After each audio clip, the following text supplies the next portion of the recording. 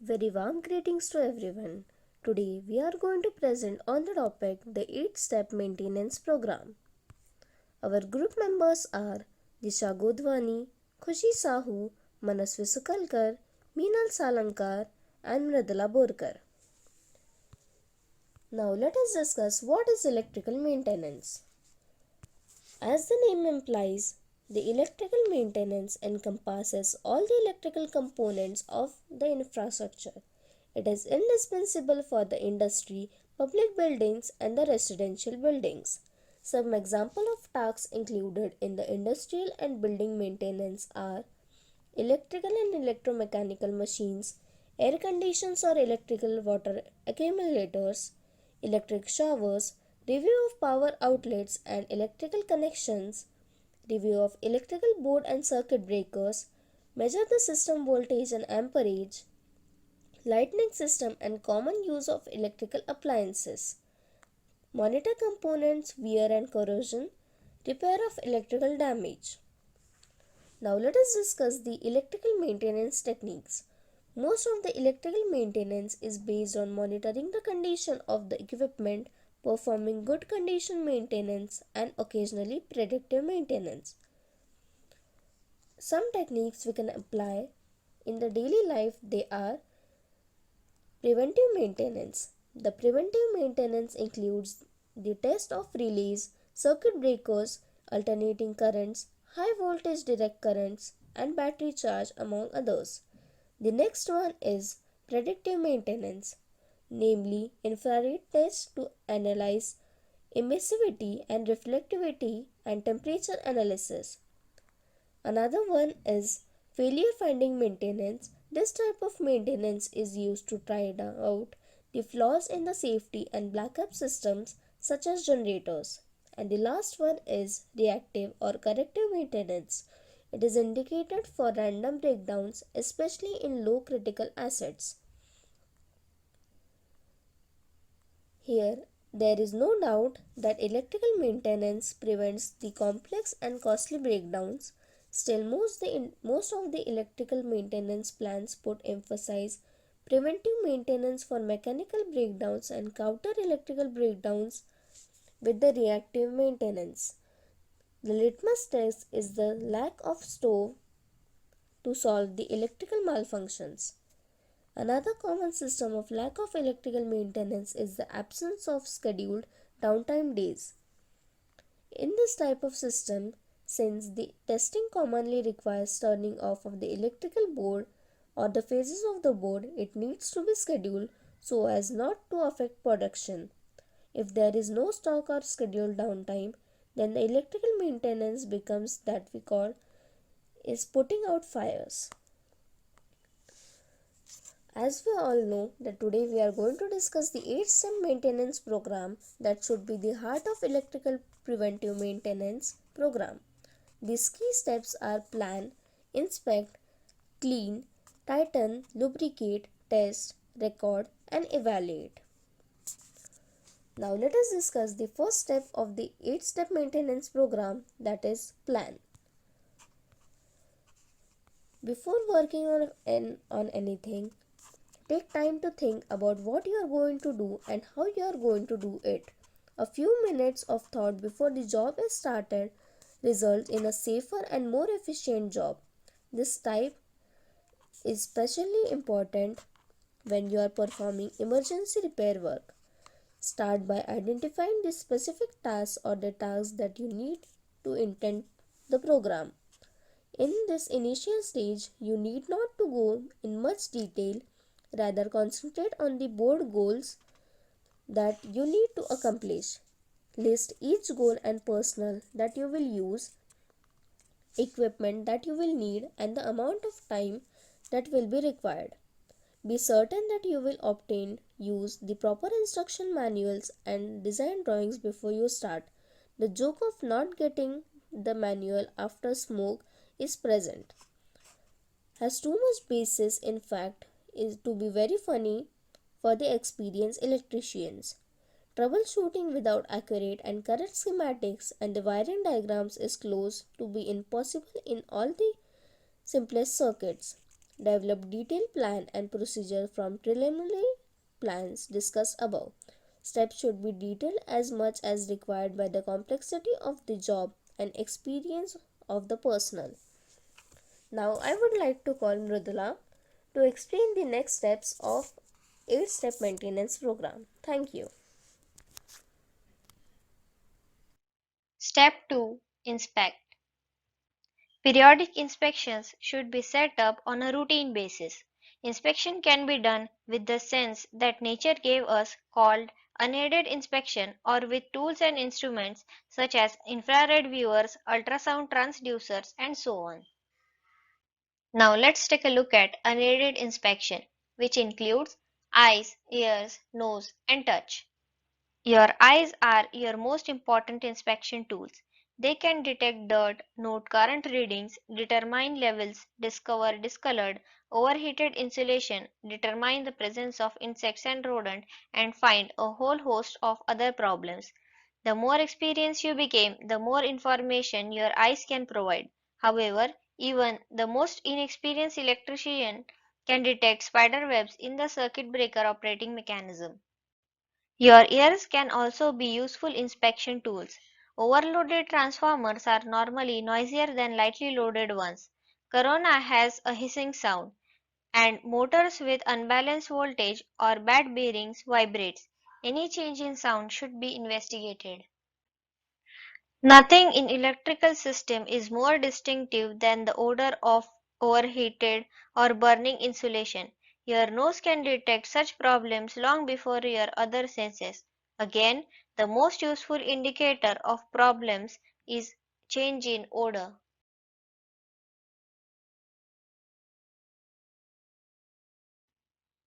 Touch may also be employed to inspect electrical equipment.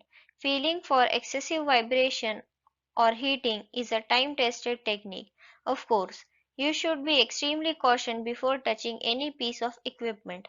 If the equipment is not de-energized, contact should be made only when wearing appropriate insulating PPE such as rubber gloves.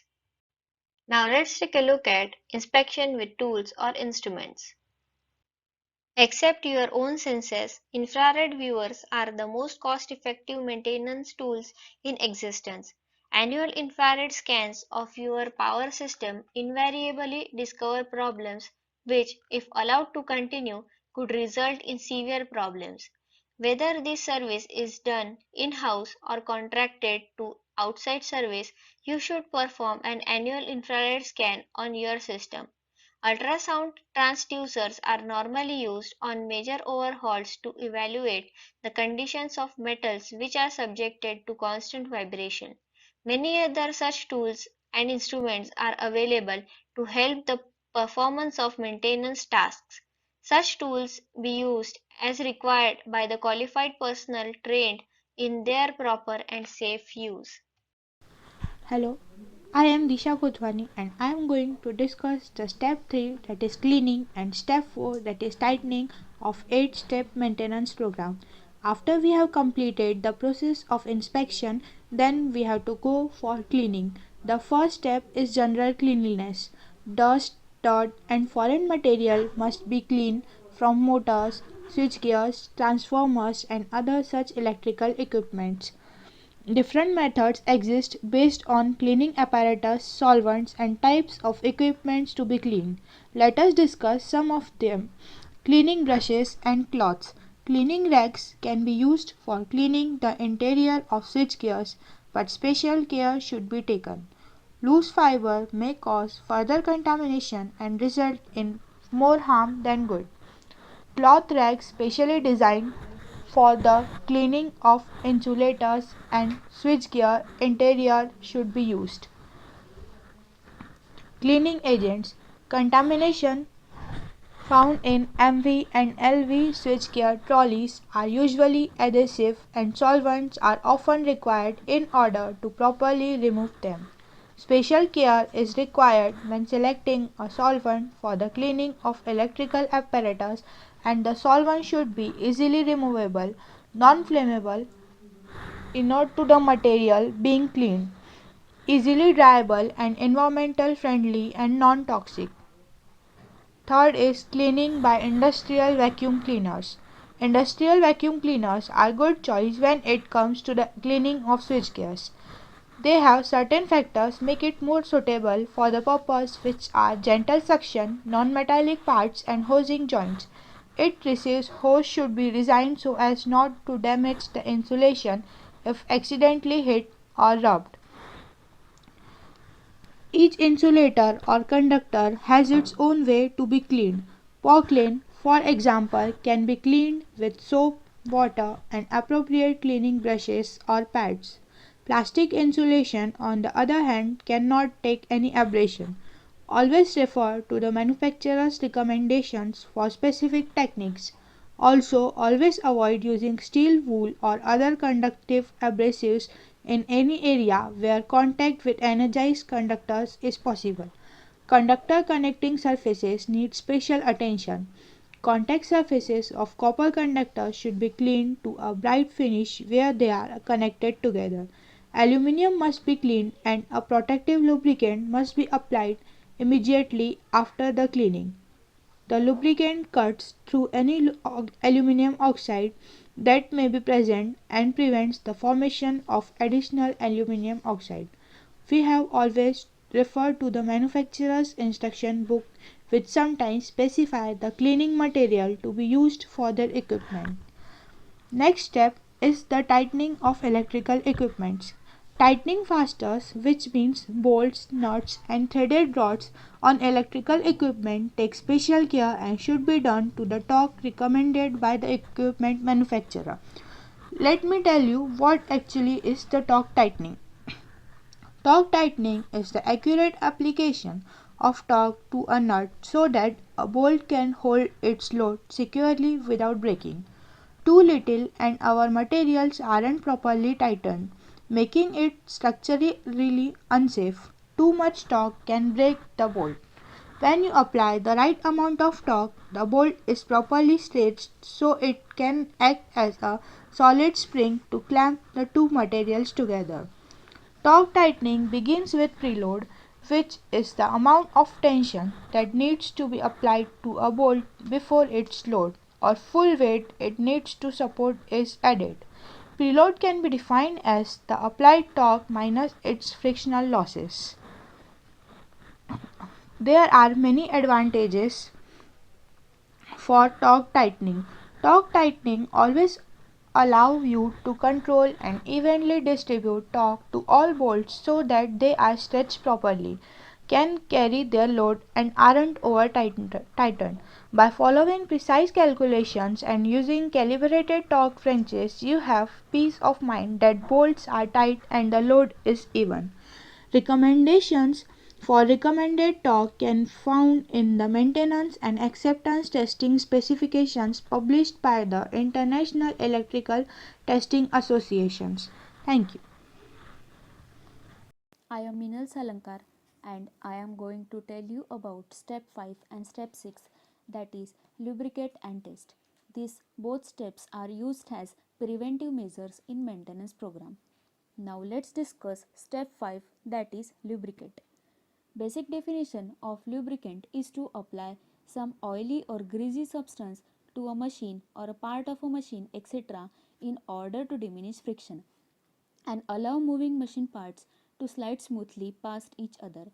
Lubricants form a film between the metal surfaces of machine parts to avoid metal to metal contact and to keep the machine running efficiently. The main functions of lubricant are reducing friction by creating a film between two surfaces, preventing machine wear, corrosion protection, cooling by dissipating heat from surfaces, sealing, cleaning by transporting contaminating particles to filter. Lubrication of electrical system components is an often overlooked or improperly performed procedure. Too much lubricant can be worse than no lubricant at all. This is especially true of devices such as protective relays and circuit breakers, which may go for years without operating. Be especially careful of conductive lubricants to make sure they do not cause a short circuit. Always use the lubricants recommended by the equipment manufacturers or one that has the same characteristics. Lubrication falls into two important areas. First is non-conductors and second is conductors. Let's discuss first, that is non-conductors. Non-conductive joints or moving member should be lubricated using an appropriate material. In some cases, grease, oil, or other some synthetic lubricants may be recommended. Motor bearings, mechanism pivots, and other such equipment fall into this category. Remember that some pieces of equipment, such as protective relays, do not require any lubricant at all. Second is conductors. Most manufacturers make or recommend a lubricant to be used on conductors, straps, and other such equipment. The ubiquitous black grease has been and continues to be a good lubricant when used properly. The correct approach to lubrication of electrical conductor is to apply a small amount and then wipe the contact surface clean with a clean lint-free cloth. Do not scrub the surface, however, you wish to leave a fine film of lubricant in place. Step 6 is test. In order to check the performance such as efficiency, regulation, losses, change in condition of commutation, temperature rise, etc., the machines are tested. Electrical equipment should be tested periodically. Insulation resistance should be measured. Breaker trip times should be checked. Relays should be calibrated, and a variety of other procedures should be performed. The only exercise that many protective devices get is during the test interval. Now next, I will call upon Khushi Sahu for explaining step number 7 and step number 8.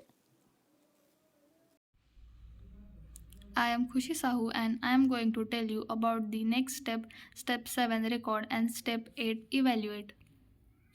Step 7 record. Doing work without keeping record is almost useless.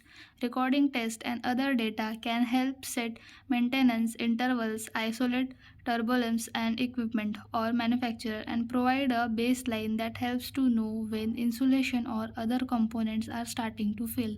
Beside this test, record should always include date, equipment, identification, and all pertinent data on any problem discovered. System conditions like load, current, voltage, temperature, and other such information can help determine how close components are to being overloaded. Test and record forms should be developed and tailored to your company's specific needs. Example of such forms may be found at the back of the NFPA 70B Electrical Equipment Maintenance. The next step is to evaluate. Step 8. Evaluation of the test is possibly the single most important step in the entire process. Since 1990, significant progress has been made in this statistical analysis of small population data such as gathered during maintenance interval. Whether the analysis is done using sophisticated mathematical techniques or simple field rules of thumb, no program is complete without it. Analysis of record will allow the company to determine what, if any, additional maintenance needs to be performed and in pinpoint problems which might be otherwise go unobserved. Thank you.